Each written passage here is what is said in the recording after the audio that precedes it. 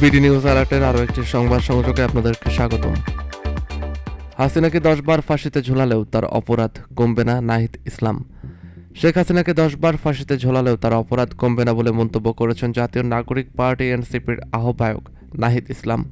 বুধবার 31 জুলাই রাত 9টার দিকে সাভারের আশুলিয়ার বাইপালে নবীনগড় চন্দ্র মহাসড়কের চন্দ্রমুখী সাবলেনের ওপর জুলাই পদযাত্রা কর্মসূচিতে যোগ দিয়ে এমন মন্তব্য করেন তিনি।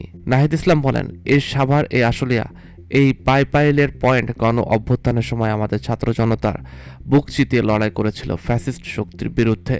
সাভার আশুলিয়া গণ অভ্যুত্থানের সময় হটস্পট ছিল আন্দোলনে। অন্যদিকে নারায়ণগঞ্জ, যাত্রাবাড়ি, এদিকে সাভার আশুলিয়া, ওদিকে গাজীপুর, টঙ্গী আপনারা প্রতিরোধ তৈরি করেছিলেন বলেই ঢাকা সুরক্ষিত ছিল। ঢাকার মানুষ রাজপথে নামতে সাহস করেছিল। তিনি বলেন, এই সাভার আশুলিয়ায় গণ অভ্যুত্থানের সময় আমরা জানি কি নির্মমভাবে নির্যাতন চালানো হয়েছিল, গুলি চালানো হয়েছিল, আমার ভাইয়েরা শহীদ হয়েছিল।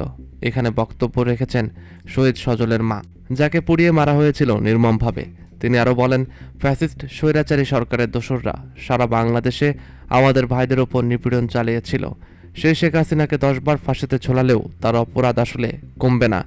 বাংলাদেশের মানুষ কোনোদিন ক্ষমা করবে না শেখ হাসিনাকে, কোনোদিন ক্ষমা করবে না আওয়ামী লীগকে, কোনোদিন ক্ষমা করবে না কোনো ধরনের রিফাইন আওয়ামী লীগকে। তিনি বলেন, ঢাকা জেলার 5টি উপজেলা থেকে আগামী নেতৃত্ব দিতে হবে। দীর্ঘদিন ধরে এই উপজেলাগুলো বৈষম্য ও বঞ্চনার শিকার হয়েছে।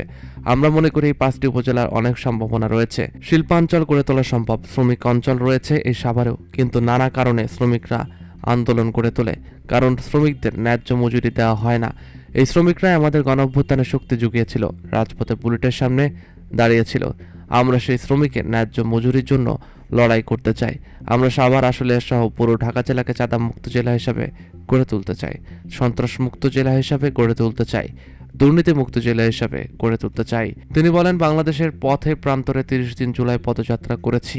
আমাদের বিরুদ্ধে নানা ষড়যন্ত্র হয়েছে, আমাদেরকে বিভিন্নভাবে বাধা দেওয়া হয়েছে। আমাদের পদযাত্রায় যে জনস্রোত নেমে এসেছে, সেই জনস্রোতে ঈর্ষান্বিত হয়ে আমাদের বিরুদ্ধে অপপ্রচার চালানো হয়েছে।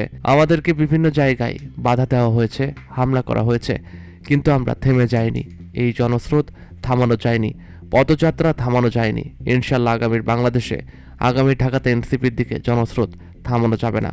এ সময় জাতীয় পার্টি এনসিপির ঢাকা জেলার নেতা মেহরাব সিফাতের সভাপতিত্বে জাতীয় নাগরিক পার্টি এনসিপির মুখ্য সংগঠক নাসিরউদ্দিন পাটোয়ারি ও ডক্টর তাসলিমা, যারা স্থানীয় ও কেন্দ্রীয় নেতাদের বক্তব্য দেন।